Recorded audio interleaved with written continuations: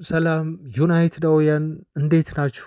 ማንቹናውያን በመላው ዓለም ያላችሁ እንዲሁም በሀገር ውስጥ ያላችሁ ውድ ዩናይትድ ቤተሰቦች ሁሉ ሰላም እነሆ ተገኘን። እንደተለመደው ዩናይትድን ብቻ የተመለከቱ ጉዳዮችን ይዘንላችሁ መጥተናል። ግን ዛሬ ደግሞ ትንሽ ወጣ ብለን አንዳንድ በጣም ኢንተረስቲንግ የሆኑ ትዝብቶች አሉን ከአውሮፓ ሻምፒዮንስ ሊግ አንዳንድ ጨዋታ ውጤቶች ጋር አያይዘን እንደው እግር ኳሱን እንደው በደንብ አድርጎ እየመራው ያለው ውጤትን በተመለከተ በተለይ ውጤታማ እንድንሆን ካስፈለገ የዩናይትድ ተጫዋቾች ምን አይነት ባህሪ ማሳየት አለባቸው ስለሚለው ከዛ ውጪ ሰር አሌክስ ፈርጉሰን ዛሬ 39ኛ ዓመታቸው በዩናይትድ ቤት ለመጀመሪያ ጊዜ ተቀጥረው ያ ሁሉ ታሪክ ከሰሩ ዛሬ ድፍን 39 ዓመት ሞላቸው። እሱን እንደዚሁ ጠቀስ እናደርገዋለን። የተለመዱ እንዲሁ ዜናዎች አሉ። ለምሳሌ አሁን የብሪያን ምቡሞ የወሩ ኮከብ ተብሎ በፕሪሚየር ሊጉ ስለመመረጡ፣ ከዛ ውጪ ትላንት በማንቸስተር ዩናይትድ ቴሌቪዥን ልዩ የሆነ ፕሮግራም ቀርቦ ነበር። እዚህ ፕሮግራም ላይ እንግዳ ከሆኑ ሰዎች መካከል አንዱ ጄሰን ዊልኮክስ ነበሩ። በጣም የሚያስገርሙ ነገሮችን ተናግረዋል ስለ ክለባችን በብዙ ነገሮች ከሜዳ ውጪ ስለ ተጫዋቾቻችን ባህሪ፣ ክለቡ እየሄደበት ስላለው መንገድ፣ በቀጣይ የዝውውር መስኮቶች ላይ እንደዚሁ ስላቀዱት ነገር፣ እንዴት ተጫዋቾችን እንደሚያስፈርሙ፣ ስለ ክለባችሁ ብቻ በአጠቃላይ ቤተሰቦች ሊያልፋችሁ የማይገባ ከቻላችሁ እንደውም የእኛን መረጃ ብቻ ሳይሆኑ በዩናይትድ ዩቲዩብ ቻናል በዩናይትድ ቲቪ ላይ ሁሉ ገብታችሁ ማዳመጥ የሚገባችሁን ወሳኝ የሆነ ቃለ መጠይቅ አድርገዋል። ይህን ቃለ መጠይቅ ቤተሰቦች ወደ እናንተ እናደርሳለን። ቁልፍ የተባሉ ያነሷቸውን የተጠየቋቸውን ነጥቦች የመለሱትን ማለት ነው። የቅድመ ዝውውር መረጃዎችም አሉን ቤተሰቦች። በዩናይትድ ዝውውርን በተመለከተ እንደው በቀዳሚነት እየሰራባቸው ያሉ ተጫዋቾች ወይም ቦታዎች አሉ። እነሱ ቦታዎች ወይም ተጫዋቾች ማን ናቸው የሚለውንም እንዲሁ አብረን አያይዘን እናነሳላችኋለን። ብቻ እናንተ እስከ መጨረሻው አብራችሁን ቆዩ። ቪዲዮን ላይክ በማድረግ እንድትከታተሉ ነው መጋብዘው። ቤተሰቦች መልካም ቆይታ።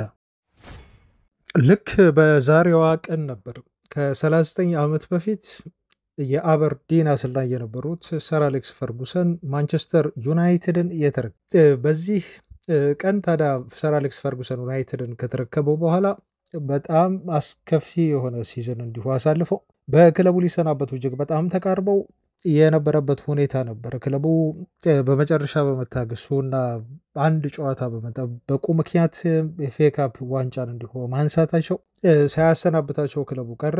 ከዛ የቀረው በሙሉ ታሪክ ሆነ ማለት ነው እና ሰር አሌክስ ፈርጉሰን ለዩናይትድ ተቀጥረው አሰልጣኝ ሆኖ በዩናይትድ ታሪክ እንደው ዩናይትድን በማይወርድ ከፍታ ላይ አሁን ላለበት እንደው ክርስቲያኖ ሮናልዶ ተናግሮ ጨርሶታል። ማንቸስተር ዩናይትድ ምንም አስቸጋሪ ጊዜ ወቅት ላይ ቢገኝም ግን በእግር ኳስ ታሪክ ዩናይትድ እንደው በሴንቸሪ ሲል ነው እሱ የገለጸው። ባለፉት 100 ዓመታት በጣም ምርጡና ታሪካዊ ክለብ ነው። ይሄ ክለብ የጻፈው ታሪክ ፍጹም የሚፋቅ አይደለም። ይህን ታሪክ የጻፉት ደግሞ ታላቁ አሰልጣኛችን ሰር አሌክስ ፈርጉሰን እነሆ በዩናይትድ ከተቀጠሩ ዛሬ ልክ 39 ዓመት ሞላቸው። 1500 ያህል ጨዋታዎችን በዩናይትድ አሰልጣኝነት መርተው 895ቱን አሸንፈው እንዲሁ 38 የተለያዩ ከትንሽ እስከ ትልቅ ዋንጫዎችን ማንሳት ችሏል። የፕሪሚየር ሊግ 13፣ የኮሚኒቲ ሺልድ 10፣ የሻምፒዮንስ ሊግ 2፣ የኤፍኤ ካፕ 5፣ የሊግ ካፕ 4 እንዲሁም የክለብ ወርልድ ካፕ 1፣ የካፕ ዊነርስ ካፕ እንዲሁ 1 እና የኢንተርኮንቲኔንታል ካፕ 1 ዋንጫ በማንሳት የአሰልጣኞች ጎት ሰር አሌክስ ፈርጉሰን ዩናይትድን አሁን ላለበት ከፍታ እንዲሁ አስቀምጠው እንዳይነካ አድርገው ሰቅለውታል ማለት ነው።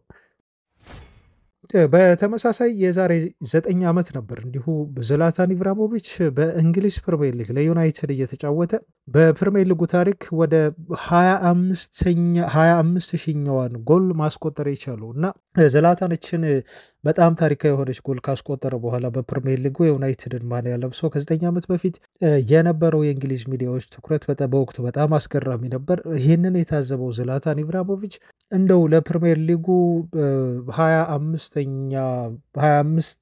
25ኛውን የፕሪሚየር ሊግ ጎል ያስቆጠርኩ ሳይሆን የራሴን የፕሪሚየር ሊግ 25ኛ ጎል ያስቆጠርኩ ነበር የመሰለኝ በሚል ነበር ወቅቱን በዚህ መልኩ የገለጸው። ቤተሰቦች እንግዲህ ከእንዲሁ ታሪክን ወደኋላ መለስ ብለን ያስታወስንበትን መረጃዎች ነው ከዚህ በፊት የነገርናችሁ። አሁን ዩናይትድን እንደው መረጃዎች አሉ። ያው ቻናላችን ዩናይትድ ነው። ስለ ዩናይትድ ማውራታችን አይቀርም። ብዙ መረጃዎችን ይዘንላችኋል። እንዳስተዋወቅናችሁ በዛ መሰረት መረጃዎቻችን መድረሳቸውን ወደ እናንተ ይቀጥላሉ። ግን ደግሞ አንዳንድ ትዝብቶቻችንን እንደው ከእግር ኳስ የተያያዙ ነገሮችን ማየት በጣም አስፈላጊ ነው ብዬ አስባለሁ። አንዳንድ ጊዜ ሲኖርን ዩናይትድ ጨዋታ የለው። ስለዚህ ዩናይትድ ጨዋታ ስለሌለው በሳምንት አንዴ ስለሆነ እየተጫወተ ያለው ወጣ ባሉ እግር ኳሳዊ በሆኑ ሀሳቦችን ማውራት ደግሞ እደግፈዋለሁ፣ እወደዋለሁ። እናንተም እንዲሁ እንደምትደግፉት ተስፋ አድርጋለሁ። እናም በቀጣይ ማወራችሁ የሚሆኑት ሀሳቦች ወይ መረጃዎች እንደው ከዩናይትድ ጋር በቀጥታ ባያዙም ግን እግር ኳሳዊ የሆኑ በሆነ ነገሮች ናቸው። ግን ትንሽ አግራሞትን የሚፈጥሩ በተለይ ትላንት ከተደረጉ የአውሮፓ ሻምፒዮንስ ሊግ ጨዋታዎች እኔ በጣም ብዙ የተማርኳቸው ነገሮች አሉ። ምናልባት እናንተም ተጋሩኝ ይሆናል። ለምሳሌ አሁን ቃራባህ የተባለው ክለብ አይ ቲንክ ስሙን በትክክል መጥራት አለመጥራቴን እንጃ፣ ብቻ ቃራባክ ይባላል። ይሄ ቲም ወደ 16 እና 17 ሚሊዮን ፓውንድ ነው የሚያወጡት አጠቃላይ የቲሙ የስኳድ አባላት ወይም ተጫዋቾቹ ማለት ነው። በየትኛውም እንግዲህ ኤክስቼንጅ ሬት ይሄን ብትመነዝሩት እንግዲህ ይሄ ገንዘብ በኢትዮጵያ ካልመነዘራችሁት በስተቀር ያው በጣም የተጋነነ ገንዘብ የሚባል አይደለም ለአንድ ቲም። ቼልሲ በአንጻሩ ደግሞ 1.4 ቢሊዮን ፓውንድ የሚጠጋ ገንዘብ የፈሰሰበት ቲም ነው። እንደው ማሳነስም ሊሆን ይችላል። አጠቃላይ ከነሱ ጋር የገጠመው ቲም የቼልሲ ግን ይሄን ያህል ዋጋ ነበረው እና የቃራባህ ቡድን አጠቃላይ የተጫዋቾቹ ዋጋ ከቼልሲ አንጻር በመቶኛ ሲሰላ ቤተሰቦች 1.14% ብቻ ነው ለቼልሲዎችን የስኳዱን ተጫዋቾች ቃራባጎች የሚሸፍኑት ማለት ነው። እና ወደ 98 ነጥብ ምናምን የሚሆነው ፐርሰንት የቼልሲ ተጫዋቾች ዋጋ ነው ማለት ነው። እና ይሄ በእግር ኳስ እንደው በጣም የሚያስገርም ስፖርት መሆኑን ከዚህ በላይ የሚገልጽ ማስረጃ የለም። 2-2 የተጠናቀቀው ጨዋታው ያው ታውቃላችሁ። ቼልሲዎች እንግዲህ ይህን ጨዋታ ማሸነፍ አልቻሉም። ብዙዎች እንደጠበቃቸው በቀላሉ ሰማያዎቹ ያሸንፉታል ተብሎ ሲጠበቅ ነበር። ግን እግር ኳስ ሁልጊዜም ቢሆን የ90 ደቂቃ ፍልሚያ ነው እና በ90 ደቂቃ ፍልሚያ ቃራባጎች ያልተጠበቀ ውጤት ይዘው ወጥቷል። ለዛም ነው ከጨዋታው መጠናቀቅ በኋላ የቃራባሁ ተከላካይ የቼልሲን ተከላካይ መስመር በጣም አጥንተ ነው ነበር ጨዋታውን ከማድረጋችን በፊት ብሎ የተናገረው ማለት ነው። እና ደካማ ጎናቸው ላይ በደንብ አድርገው ሰርተዋል ማለት ነው። አያችሁ። ስለዚህ ውድዋን 3 ነጥብ ይዘው መውጣት ቻሉ። ሌላው ቤተሰቦቻችን እንግዲህ እዚህ ጋር አሁን እንዲሁ ማንሳት የፈለኩት ነገር ምንድን ነው? የባርሴሎናን ጨዋታ እንዲሁ ተመልከቱ። የባርሴሎና ጨዋታ ትላንት ከባጀት አንጻር የምናየው ከሆነ እንደውም የክለብ ብሩሽ ሰው ሲናገሩ ነበር ስለዚህ ሁኔታ ማለት ነው። ምንድን ነው ሲሉ የተናገሩት? ባርሴሎናዎች አጠቃላይ ያላቸው አመታዊ ባጀት 1 ቢሊዮን ዩሮ ነው ያሉት። ነገር ግን የእኛን ባጀት እንዲሁ ቼክ ብታደርጉ ወደ 150 ሚሊዮን ዩሮ የሚጠጋ ባጀት ያለን አሉ። እናም ከባርሴሎና ባጀት ጋር መፎካከር በጣም በጣም ከባድ እንደሆነ እናውቃለን አሉ። ነገር ግን ትልቁ ነገር መዘንጋት የሌለባችሁ ነገር ብለው ሲናገሩ ከጨዋታው በፊት ነው አስተያየት የሰጡት። እነሱም ተመሳሳይ የሆኑ የተጫዋቾች ቁጥር፣ እኛም ተመሳሳይ የሆኑ የተጫዋቾች ቁጥር ነው ይዘን የምንገባው። የባርሴሎና ከኛ በበለጠ ተጫዋቾችን ይዞ ሜዳ ላይ አይገባም። ስለዚህ ምናልባት እንግዲህ ይህን ጨዋታኛ ስናደርግ ትልቁ ለውጥ የሚሆነው የክለቦቹ አጠቃላይ ቫሊዩ ሊሆን ይችላል እንጂ በቁጥር ደረጃ እኩል ተጫዋቾችን ስለምናሰንፍ ጨዋታው በጣም ተፈጥሯዊ ይሆናል እና እኩልን መፋለም እነሱን እንችላለን።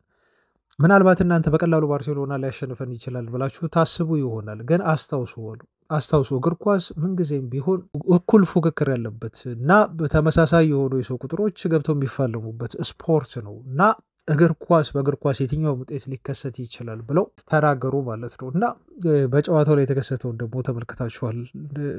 6 ጎሎች ተቆጥረው 3 አቻ እንዲሁ አጠናቀው እንደውም ባርሴሎናን እየመሩ የነበረበት እድል እና ሁኔታ ነበር። ቤተሰቦች በመጨረሻ ላይ በተቆጠረባቸው ጎላቸው ወጡ እንጂ ፕላስ ደግሞ ያስቆጠሩት ጎልም እንዲሁ ተሽሮባቸዋል። እና ምን ያህል አሁን ይሄን ከዩናይትድ ጋር የይዤ እንደው በኋላው አወራቸዋለሁ እኔ ምን እንደማስብ በሆነ ጉዳይ እግር ኳስን በተመለከተ በተለይ የፓፎስን ጉዳይ ግን እዚህ ጋር ልጨምር። ፓፎስ ሳይፕረስ ውስጥ የሚገኝ ቲም ነው ታውቃላችሁ። ቪያሪያልን የገጠመው ከስፔን ትልልቅ ክለቦች መካከል አንዱ ነው። ቪያሪያል ዘንድሮ በተለይ በጣም ጠንካራ ቲም ነው። ይሄ ቡድን ግን በጣም የሚያስገርመው የተመሰረተው በ2014 ነው። በነገራችሁ ላይ ቤተሰቦች የዛሬ ኦልሞስት 10 ዓመት አካባቢ ማለት ነው። እና ሎኬሽኑን ያደረገው ፓፎስ ሳይፕረስ ውስጥ ሲሆን ምናልባት የቲሙ ሰዎች በጣም ሳይንሳዊ የሆነ ስራ ሰርተው ስለነበር ቲሙን ከመሰረቱት በኋላ የሚያስፈርሟቸው ተጫዋቾች ዳታ ድራይቭን የሆኑ ፊርማዎች ናቸው። ፕላስ ኤአይ ሁሉ ይጠቀማሉ ነው ቢባሉ እንግዲህ ኤአይ የቅርብ ጊዜ ትዝታችን ነው እና ይሄም እግር ኳስ ውስጥ በጣም ራሱን ኢንቮልቭ እያደረገ ያለ የዘመኑ ፈጠራ ነው። እንዲሁም ፕሮፌሽናል የሆኑ ስትራክቸሮችን ነበር በቲም ውስጥ በደንብ የሰሩት ቲሙን ከመሰረቱ ካዋቀሩ በኋላ ማለት ነው እና ከ10 ዓመት በኋላ በ23 24 ሲዝን ምናልባት ባለፈው ዓመት ማለት ነው የመጀመሪያ ዋንጫቸውን እንዲሁ አነሱ። የሊጉንም ዋንጫ እንዲሁ ማንሳት ቻሉ ማለት ነው። በክለቡ ታሪክ ክለቡ ከተመሰረተ ከ10 ዓመት በኋላ ማለት ነው። የሳይፕረስ ሊግ ሻምፒዮን ከሆኑ በኋላ በቀጥታ አውሮፓ ሻምፒዮንስ ሊግ አይገቡም። በነገሮች ላይ ማጣሪያ ጨዋታ ማድረግ አለባቸው። ማጣሪያ ጨዋታ እንዲያደርጉ ተገደዱ ማለት ነው እና የእስራኤሉን ማካቢ ቴልሃቪቭ እንዲሁም ዳይናሞ ኪየቭን አሸንፈው የዩክሬኑ ከዛ ሬድ ስታር ቤልግሬድ የተባለውንም ቲም እንደዚሁ በማሸነፍ ማለት ነው የሰርቢያውን በዚህ በፕሌይኦፍ ጨዋታ ላይ ሶስቱንም ቲሞች እንዲሁ ትልልቅ ቲሞች በአውሮፓ በጣም ኤክስፔሪንስ ያላቸውን ቲሞች ጥለው ወደ አውሮፓ ሻምፒዮንስ ሊግ የምድብ ድልድል ውስጥ መግባት ቻሉ ማለት ነው እና በክለቡ ታሪክ ለመጀመሪያ ጊዜ ቤተሰቦች ለመጀመሪያ ጊዜ ትላንትና ትልቁን የአውሮፓ ሻምፒዮንስ ሊግ ድል በቪያሪያል ላይ 1-0 በማሸነፍ እንዲሁ ተቀናጅተዋል ማለት ነው እና በጣም ታሪካዊ የሆነ ቀን ነበር ለነሱ። አሁን ይህን 3 ጨዋታ እንደው መንጌ ለምን አነሳ የምትሉኝ ከሆነ ስለ አንድ ነገር ማውራት ስለፈለግኩ ነው ቤተሰቦች። እግር ኳስ ከተጫዋች ጥራት ይልቅ እና እንደው ከገንዘብ ይልቅ ፓሽን ምን ያህል እግር ኳሱን እንደሚገዛው ነው በነገራችሁ ላይ ማስመር የምፈልገው እና እኔም እንደው እንደ ትዝብት እግር ኳስን በተመለከተ ለእናንተ ጠቅሼ ማለፍም በፈልገው ነገር ፓሽን የእግር ኳስ ዋነኛው ነገር ነው። ምናልባት ከ50% በላይ የሚይዘው በእግር ኳስ ለማሸነፍ ዋንጫ ሊሆን ይችላል። የቲም ስፕሪት፣ ፓሽን፣ ካራክተር የሚለው ቃል ሊሰመርበት ይገባል ባይ ነኝ ቤተሰቦቻችን እንጂ በምንም አይነት መልኩ የቼልሲ ስኳድ እና የቃራባ ስኳድ ተጫዋቾች እኩል የሚመዘኑበት ሁኔታ የለም።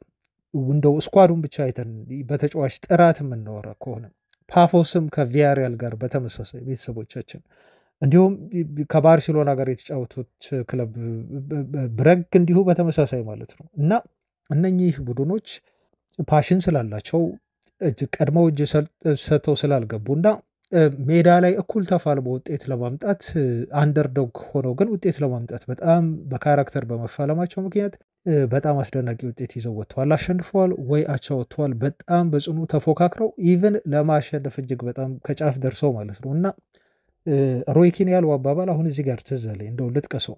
በአሞሪም አጫወቱ ውስጥ ብዙ ጊዜ ሩበን አሞሪምን ተችተናል። በርካቶች እንደውም ሩበን አሞሪም አጫወታቸውን መቀየር አለባቸው ብለው ትችት ሲያቀርቡባቸው ነበረ።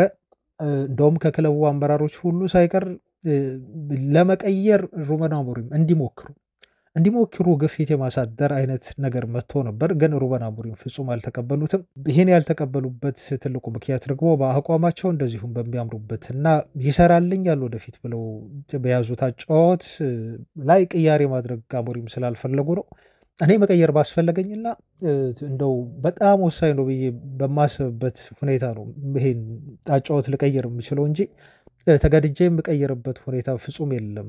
ኢቨን ፖፑም ቢሆኑ እንደው ይሄን ሀሳብ አያስቀይሩኝም ሲል አሞሪም ተናግሮ ነበር እና ምንድነው አሁን እዚህ ጋር ማለት የፈለኩት ቤተሰቦቻችን ሮይ ኪን ወጥቶ እንደተናገረው ትልቁ የዩናይትድ ችግር ሲስተሙ እንዳልነበረ ሩበን አሞሪም ባለፉት ጥቂት ጨዋታዎች ላይ ባደረጉት ለውጥና ባመጡት ውጤት አሳይተውናል እና ሮይ ኪን ሲስተም በእግር ኳስ ምናልባት ብዙም ቦታ ላይ ኖሮ ይችላል። ዋነኛው ትልቁ ነገር እንዴት አድርገው ተጫዋቾች ይጫወቱልሃል የሚለው ፓሽን እና ካራክተር ነው እግር ኳስን ውጤታማ እንድትሆኑ ሊያደርጋችሁ የሚችለው። ስለዚህ በሩበን አሞሪም ያልሰራለት እስካሁን ድረስ ጥሩ ውጤት ሳያመጣ የነበረው ከባለፉት 4 ጨዋታ በፊት ማለት ነው በሲስተሙ ነው ምናምን በሚባለው ነገር አልስማማም። ዋነኞቹ ተጫዋቾቹ እና ለአሰልጣኙ ለመፋለም ጨዋታዎችን ለማሸነፍ በተመሳሳይ ካራክተር ወደ ሜዳ ይገባሉ የሚለው ነው ወሳኝ ቁልፍ ነገር ብሎ ሮይ ኪን የተናገረው ነገር የአሞሪምን ሲስተም ዲፌንድ ያደረገበት ነገር እንደው ከትላንቱ የአውሮፓ ሻምፒዮንስ ሊግ ጨዋታዎች ትዝብት ጋር በማያያዝ እዚህ ጋር እንደው ማውራት አለብኝ ብዬ ስላሰብኩ አወራኋችሁ ቤተሰብ። እንቀጥል ቤተሰቦች የብሪያን ምቡሞን ጉዳይ እናንሳ። ትላንት ብሪያን ምቡሞ የፕሪሚየር ሊጉ ምርጥ ተጫዋች በሚል የወሩ ተመርጧል። የኦክቶበር ወር ነው ምርጡ ተጫዋች ተብሎ የተሸለመው። የዩናይትድም እንደዚሁ የወሩ ምርጥ ተጫዋች ተብሎ መሸለሙን እናስታውሳለን። የሚያንስበት አይደለም ይሄ ሽልማት ማግኘቱ። ተጫዋቹ እንግዲህ የሚገባውን ክብር ነው ያገኘው። በፕሪሚየር ሊጉ በኦክቶበር ወር ምርጥ ጎሎችን ያስቆጠሩ ተጫዋቾችን ጥሩ ከተባለ ብሪያን ምቡሞ ነው በጣም ጥሩ ጎል ያስቆጠረው። አንፊልድ ላይ ያስቆጥረዋል፣ ኦልድ ትራፎርድ ላይ ፕላስ ብራይተን ላይ በጣም ወሳኝ የሆኑ 2 ጎሎችን ያስቆጠረው። በተለይ የመጨረሻው የማሸነፊያው ዩናይትድ 4ኛ ጎል ወሳኝና ውበት ያላትም ነበረች እና የሚገባውን ክብር ነው ይሄ ልጅ ያገኘው ብሎ ማለት ይቻላል። ብሪያን ምቡሞ ትላንት ከዩናይትድ ቴሌቪዥን ጋር እንዲሁ ቃለ መጠይቅ አድርጎ የአማድና የሱን ሴሌብሬሽን በተመለከተ ጥያቄ ቀርቦለት ነበር እና ተጨማሪ እንደው አዳዲስ ሴሌብሬሽን ለማድረግ አቅዳችኋል ወይ ብላ ስትጠይቀው ስለዚህ ጉዳይ አውርተንበታል ከአማድ ጋር ብሎ ተናገረ። እንደውም ቃለመጠይቁን ባደረገበት ቀን ጠዋት ነው ይህን ጉዳይ ያወራንበት ሲል የተናገረው እና እስቲ ምን አይነት ሴሌብሬሽን ሊኖረን እንደሚችል አብረን እናያለን ብሏል። ያው ብሪያን ምቡሞ ማስቆጠሩ አይቀርም እና ምን አይነት ሴሌብሬሽን ደግሞ በቀጣይ እንደሚያሳዩን አብረን እናያለን። በጣም ትሬንድ የሆነው የምታውቁት ሴሌብሬሽን ብዙ መነጋገሪያ እንዳደረጋቸው ታውቃላችሁ። በፋብሪሶ ሮማኖም እንደዚሁ ቪዲዮ ከአንድ ማህበራዊ ድረገጽ ወርዶ ስሙን አላስታወስኩትም ሶሻል ሚዲያ ነው ቤተሰቦቻችን ስናፕቻት የሚባል ሚዲያ ላይ ለጥፎት ነው ታውቃላችሁ። ሄቨን ሳያዩ ማለት ነው መቀረጻቸውን ሁሉ አላዩም። በኋላ ላይ ነው መጨረሻ ላይ ያን ሴሌብሬሽን መልበሻ ክፍል ካደረጉ በኋላ እንደቀረጻቸው ሄቨን ያወቁት ማለት ነው ሲስቅባቸው። እና ይሄ ሴሌብሬሽን አሁን ብራንድ ሆኖ በፋብሪሶ ሮማኖ ቪዲዮ ተፖስቶ በሚሊዮኖች የሚቆጠሩ ነው ያዩት። አይ ቲንክ ባለፈው ልክ እንደተፖሰተ ወደ 10-15 ሚሊዮን አይተውት ነበር። አይ ቲንክ አሁን ደግሞ ወደ 20 ሚሊዮን ሁሉ ሊገባ ይችላል። ትልቁ የፋብሪሶ ሮማኖ ቪው ይመስለኛል ቪዲዮውን በተመለከተ ማለት ነው። በጣም ብዙ ሰው ነው ያየውና ሌላ አዲስ ሴሌብሬሽን ይኖረናል ብሏል ብሪያን ምቡሞ ለማለት ነው። ኤኒዌይስ ግን ይሄ ተጫዋች ይገባዋል። በዩናይትድ ትላንት በዩናይትድ ቲቪ ላይ ከቀረበው ፕሮግራም አሁን በኋላ ላይ በትኩረት ሰጥቼ የማወራቸው አንድ ነገር አለ። እዚህ ፕሮግራም ላይ ከቀረቡ ሰዎች መካከል የማንቸስተር ዩናይትድ የቴሌቪዥን ኮሜንታተር አለ እና ስለ ብሪያን ምቡሞ እና ስለ ማቲያስ ኩኛ ልዩነት እንዲሁ ተናገር ተባለ። ከባህሪ አንጻር ነው ይሄን የተባለው። ማቲያስ ኩኛ አለ ልክ ሲመጣ ወደ ካሪንግተን በጣም ሞገስ ያለው ይሄ በጥሩ የሆነ አለባበስ የሚችል ሁሌም ቢሆን ሲመጣ ፈገግ ብሎ የሚመጣና በአጠቃላይ የቲሙ አሁን ተጫዋች ሆኗል።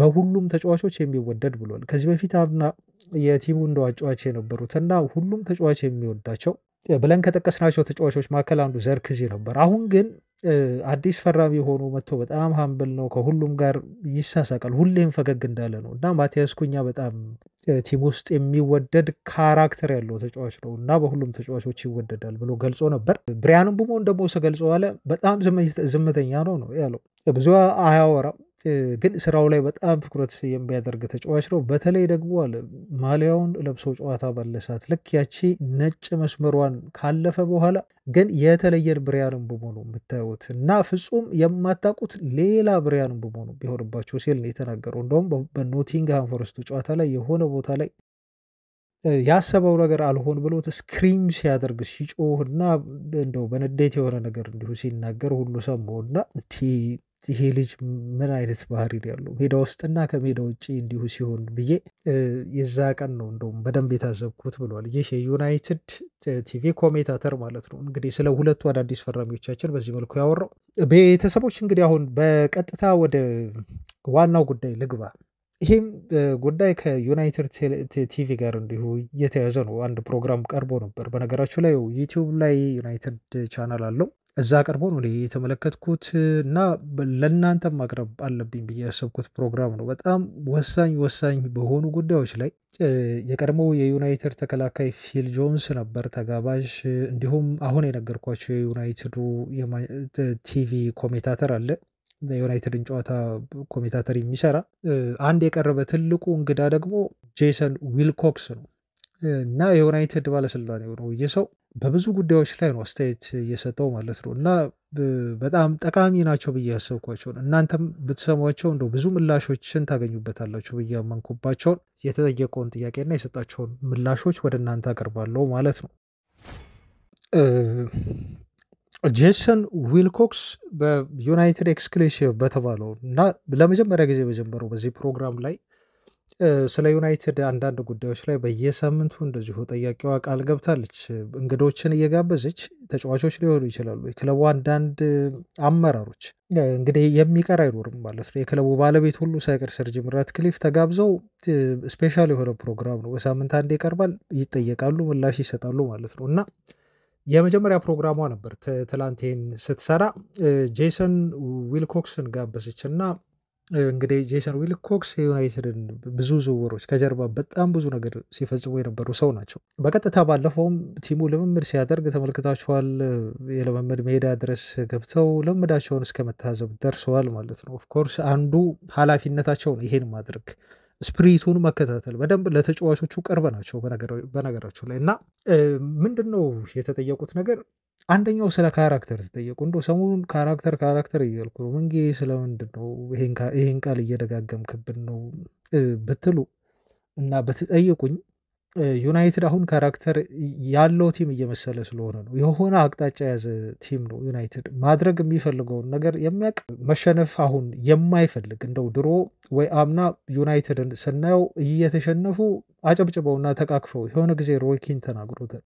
ሮይኪን እኔ በጣም አሳፋሪ የሆኑ ተጫዋቾችን ያየሁት በባለፉት ዓመታት በተለይ ባለፈው ሲዝን ማለት ነው። እየተሸነፉ ተጫዋች ጋር ተቃቅፈው እያወሩና እየሳቁ የሚወጡ ተጫዋቾች ነው ዩናይትድን አሁን እንግዲህ በዚህ ደረጃ እያሳፈሩት ያሉት ብሎ ሲናገር ነበር እና ይሄ ካራክተር የሚለው ቃል አሁን የተነሳበት ትልቁ ምክንያት ምንድን ነው? ሲሸነፉ እንኳን ወይ ደግሞ ልክ እንደ ፎረስቱ አይነት ጨዋታ ማሸነፍ እየተገባል ማሸነፍ እየቻልን ነጥብ የጣለባቸው ጨዋታዎች ላይ ተደስተው ሲወጡ አናይም። አሁን ሁሉም ተጫዋቾች ተበሳጭተው ከዚህ ጨዋታ እኮ 3 ነጥብ ማግኘት አለብን ብለው በእልህ ሜዳ ትተው ሲወጡ ነው የምታዩት፣ ወይም ሲበሳጩ ነው የምታዩት ማለት ነው። ይሄንን ነው እኔ ካራክተር ብዬ የጠራሁት እና አሁንም ጠያቂዋ የጠየቀችው እንደው ስለ ዩናይትድ አዳዲስ ፈራሚዎች ስላላቸው ካራክተር ብላ ስጠይቀው ጊዜ በጣም ወሳኝ ነው ብሎ ነው የመለሰው ዊልኮክስ።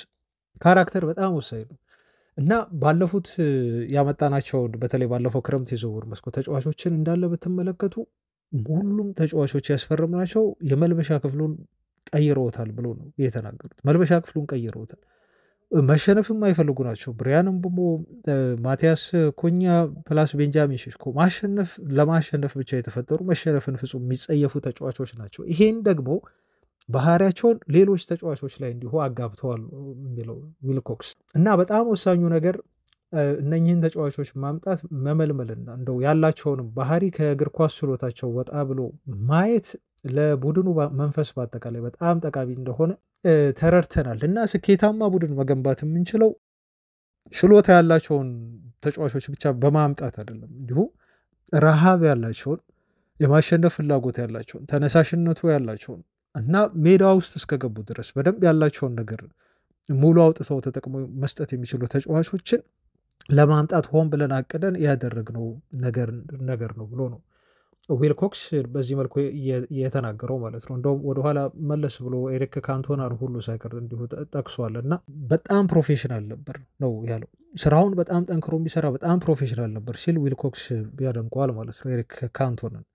ግን ሜዳ ላይ ደግሞ ስታዩት እንደው በጣም እንደው ተነጫናጭ ሊመስላችሁ ይችላል፣ ወይ ደግሞ ቲሙ ግን እንዲሸነፍበት ፍጹም አይፈልግም እና ቲሙ እንዲያሸንፍ ዩናይትድ እንዲያሸንፍ እንደው ሜዳ ላይ የቻለውን ሁሉ ያደርጋል። ያችን ኩንጉፍ ሁሉ ታውቃላችሁ ቤተሰቦች፣ በጣም ይታወቅባት ናት ኤሪክ ካንቶና እና ዊልኮክስ እሱን ምሳሌ አድርጎ እንዲሁ ጠቅሶታል ማለት ነው እና ስለዚህ ጉዳይ አንድ አውርቷል።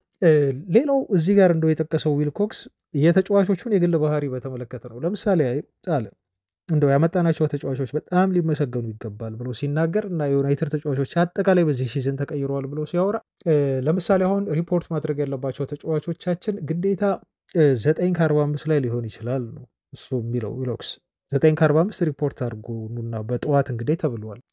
በጣም የሚያስገርመን አንዳንድ ተጫዋቾች ወደ 8:30 ሁሉ ይመጣሉ አለ።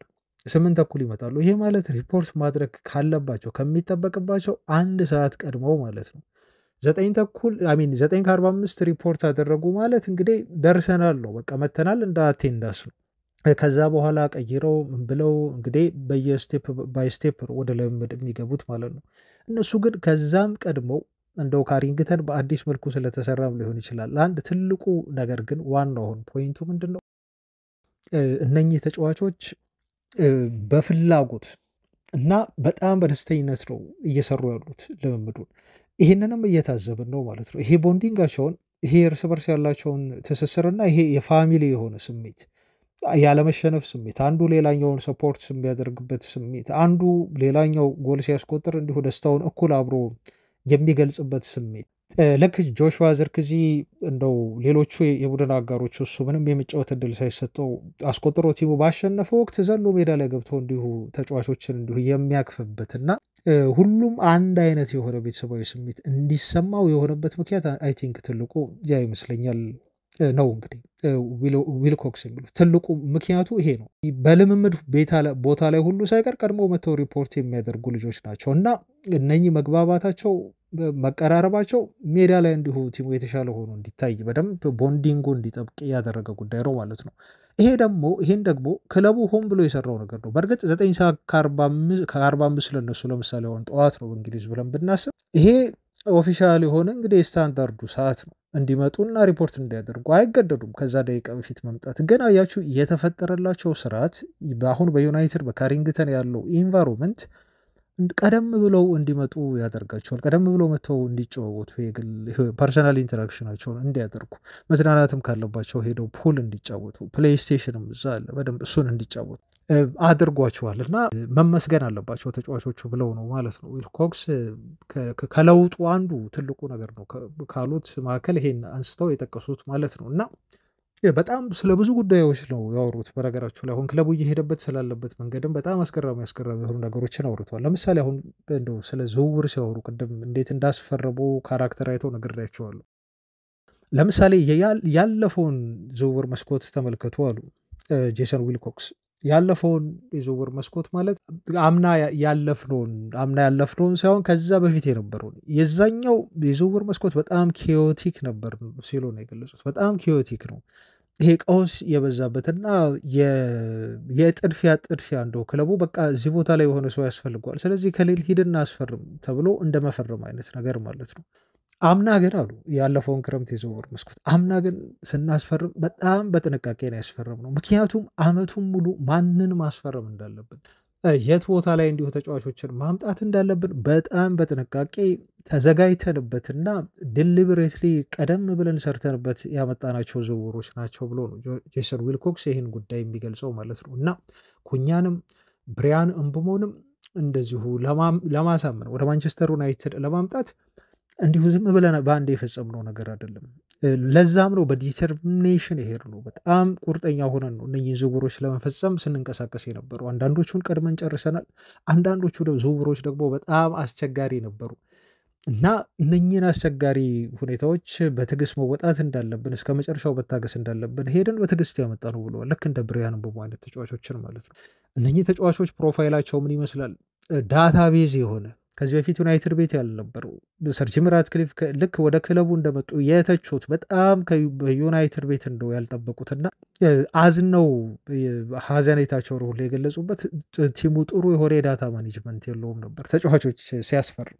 አሁን በጣም ምርጥ የሆኑ የአይሲቲ ባለሙያዎችን ቀጥሯል። ዳታ ድራይቭን የሆኑ ውሳኔዎች ነው የሚወሰዱት በዝውውር ላይ። ፕሮፋይል ይታያል፣ ኤጅ ብራኬት ይታያል፣ ኮስት ይታያል፣ አቴናብሊቲ ይታያል። ሁሉ ነው የተባለው። ይህን ተጫዋች አናገኘውም ብለው የሚያስቡ ከሆነ አይጀምሩትም ማለት ነው። ጊዜ ማባከን ታይም ዌስቲንግ ነው። ይሄን ልጅ ማምጣት እንችላለን ብለው የሚያምኑ ከሆነ ብቻ ነው ዝውውር ላይ የሚገፉት ማለት ነው። ልክ ክረምት ላይ ሲያደርጉት እንደነበረው ይህን ሁሉ ቃል በቃል ነው የገለጹት ዊልኮክስ።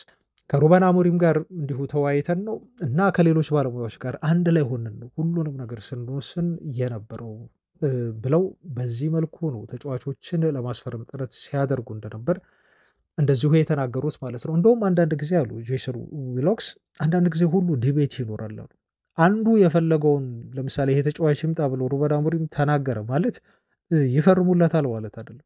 በእርግጥ የአሰልጣኙ ቀዳሚ የሆነ ፍላጎት ይታያል። አሰልጣኙ ቀዳሚ የሆነ ሪዘነብል የሆነ ፖይንት እንዲያስቀምጥ ይጠበቃል።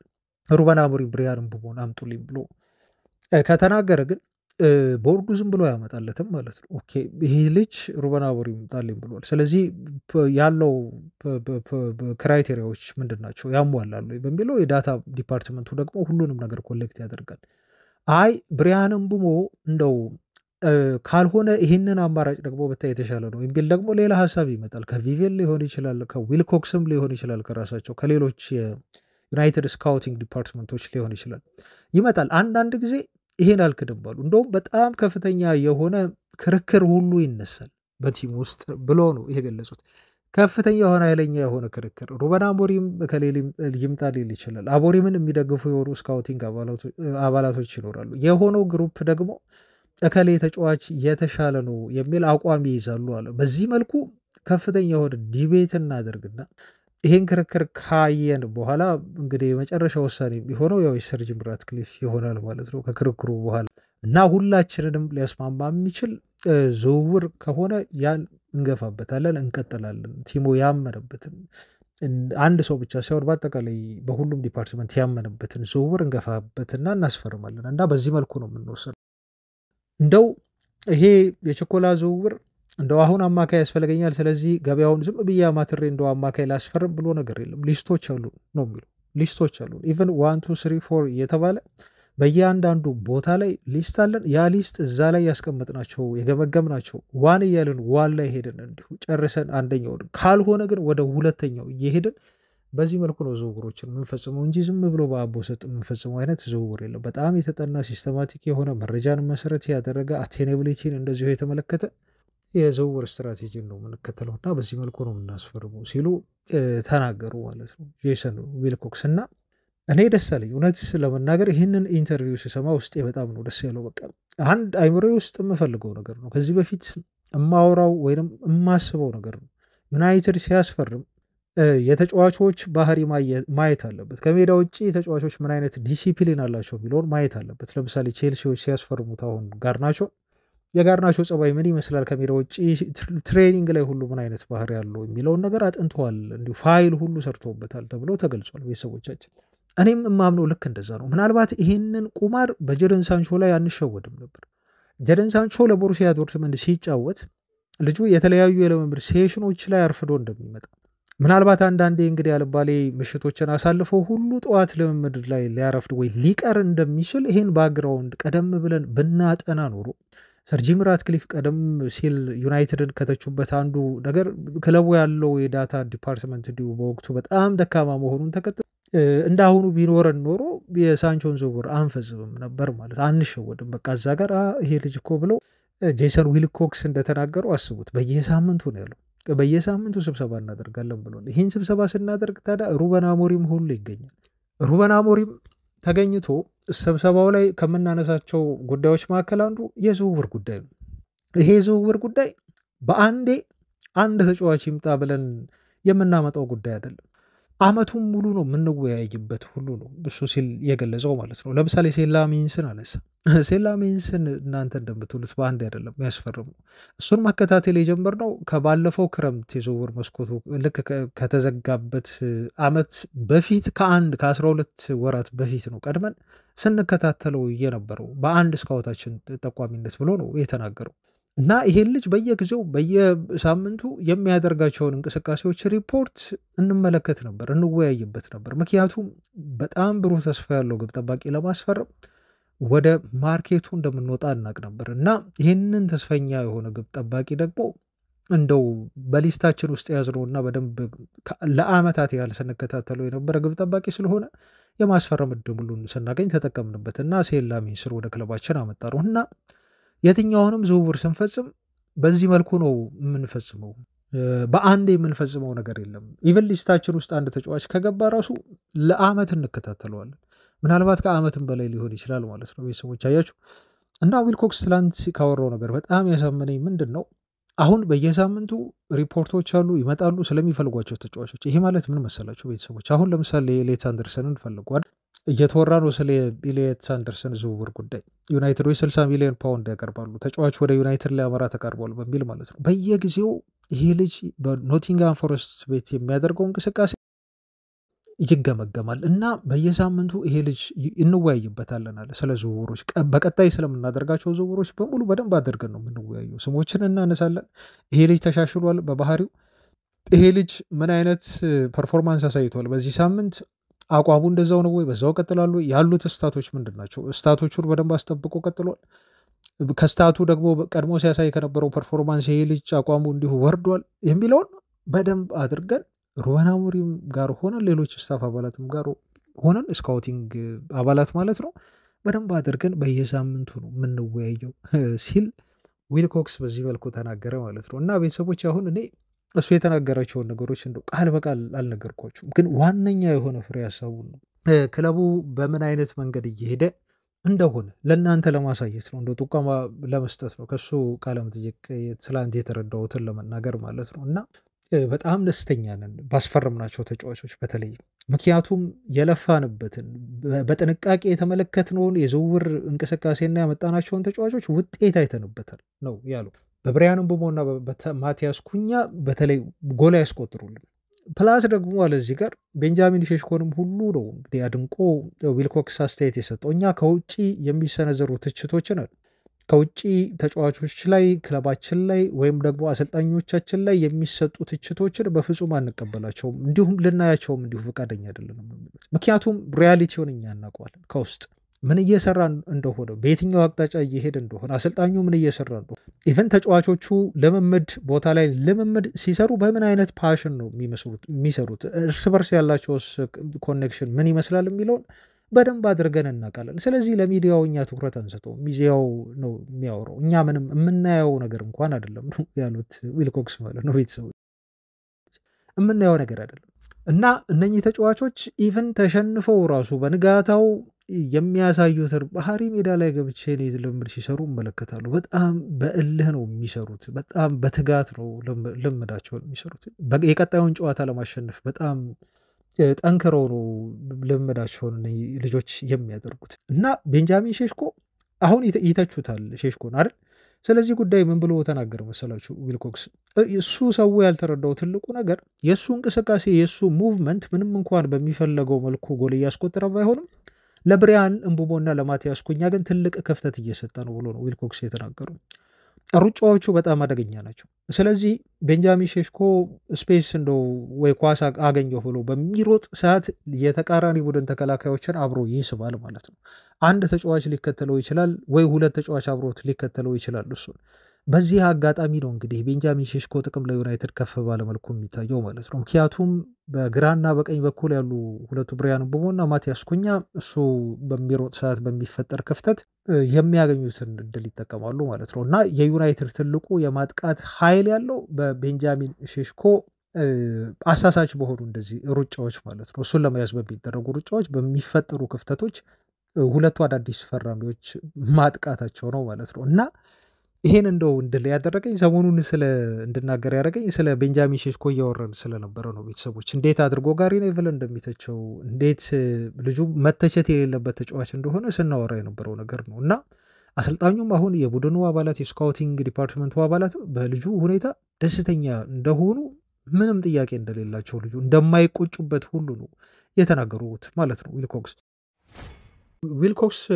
ከተጠየቁትና ከመለሱት ጉዳዮች መካከል አንደኛ የሆነው እና ሁላችሁ የምጠበቁት ስለ ቀጣይ የዩናይትድ እቅድ ነው፣ ወይም ስለ ቀጣይ የዩናይትድ ትራንስፈር ታርጌቶችም ተጠይቆ ነበር እና ስፔሲፊክ የሆኑ ዳታዎች አሉን። በቀጣይ የዝውውር መስኮት የምናደርጋቸው ነገሮች ምናልባት በዊንተርም ሊሆን ይችላል ብለው ገልጸዋል። ዊንተር ማለት እንግዲህ ያው እነሱ የሚሉት የጃንዋሪው አለ ከእንደገና ዋናው የዝውውር መስኮት አለ። ሁለቱንም ለማለት ነው በአጠቃላይ የመጪዎቹ የሁለት የዝውውር መስኮቶች። ምልመላችን የሚካሄደው ለአመት ነው፣ ለአንድ አመት ነው። ለአመት የሚደረግ ምልመላ ስራ ነው የምንሰራው ሲሉ ነው የሚናገሩት። ይህንንም የምናደርገው በጣም ኮንሲስተንትሊ ነው፣ በአንድ የምናደርገው ነገር አይደለም። ስለዚህ አሁንም ቢሆን እነኚህ የዝውውር ኢላማዎቻችን፣ እቅዶቻችን ተቀምጠዋል። ሊስት አለን። በእነኚህ ሊስት በእቅዶቻችን እና በዳታችን ታግዘን ውሳኔዎችን እንወስናለን። እነኚህ የምንወስናቸው ውሳኔዎች ግን በጣም ወሳኝና ቁልፍ የሆኑ ውሳኔዎች ናቸው ብለው ነው የተናገሩት ማለት ነው። እና አስቀድመን እየሰራን ነው፣ አስቀድመን እየተዘጋጀን ነው። ፕላን አለን፣ መረጃዎች አለን፣ ሊስት አለን። በዛ መሰረት አሁንም ቢሆን እንቀጥላለን እና ቡድኑን እንገነባለን የሚል አስተያየት ሰጥተዋል ማለት ነው። ስለዚህ ይሄ ንግግራቸው በቀጣዮቹ የዝውውር መስኮቶች ላይ ዩናይትድ ተጫዋች በደንብ አድርጎ እንደሚያመጣ ነው እያመላከቱን የሚገኙት ማለት ነው። ሪፖርቶችም ወጥተዋል። ትላንት ብዙ ዜናዎች ነው የወጡት ዩናይትድን በተመለከተ እንዲሁ ከዝውውር ጋር በተያያዘ ቤተሰቦቻችን ምናልባት ሌፍት ዊንግ ባክ ላይ ያመጡ ይችላሉ። በጥር የዝውውር መስኮት ላይ ዋነኛ ትልቁ ኢላማቸው አማካይ ነው። ቢያንስ ሁለት አማካይ ምናልባት ሊያመጡ ይችላሉ። ፕላስ ደግሞ ሴንተር ባክ ደግሞ ይፈልጋሉ። ትላንት የጉሂን ዜና አንስተንላችሁ ነበር እና ሴንተር ባክ ደግሞ ዩናይትድ ይፈልጋል። ምክንያቱም ተከላካይ መስመሩ በጣም አሁን ከአማካይ መስመሩ እንዲሁ ክፍተት ጋር በተያያዘ ክፍተት እየተፈጠረበት ስለሆነ ማለት ነው ሴንተር ባክ ማምጣት ፈልገዋል። አንድ ይሄ ነው። ካዛሜሮ ኮንትራት ያልቃል። ለሱም ደግሞ ኮንትራት ለማቅረብ ዩናይትዶች ፈቃደኛም አይደሉም። ያው ሰምታችኋል ይህን ከዚህ በፊት። ፕላስ የሃሪ ማጉዌርም እንዲሁ ኮንትራት ያልቃል። ስለዚህ ሁለቱ ተጫዋቾች መልቀቃቸው ስለማይቀር አንድ አማካይና የግድ አንድ እንዲሁ ተከላካይ ዩናይትድ ያስፈልገዋል። ኡጋርቴም በዩናይትድ ቤት ስለመቆየቱ እርግጠኞች አይደሉም ዩናይትዶች። ስለዚህ እሱ የሚለቅ ከሆነ ደግሞ ሌላ ተጨማሪ አማካይ ዩናይትድ ቤት ያስፈልጋል። በዛ ምክንያት ነው ሁለት አማካዮችን ሊያመጡ ይችላሉ ተብሎ እየተገለጸ የሚገኘው። ለሂሌት አንደርሰን 60 ሚሊዮን ፓውንድ አዘጋጅተዋል። በቀጣይ ጥር የዝውውር መስኮት ላይ ሊያመጡት ጥያቄ ያቀርባሉ ተብሎም እሱ በቀዳሚነት እንደው ስለ አማካይ ካወራን ወደ ዩናይትድ ሊመጣ ይችላል ተብሎ እየተወራለት ያለ ተጫዋች ሆኗል ማለት ነው።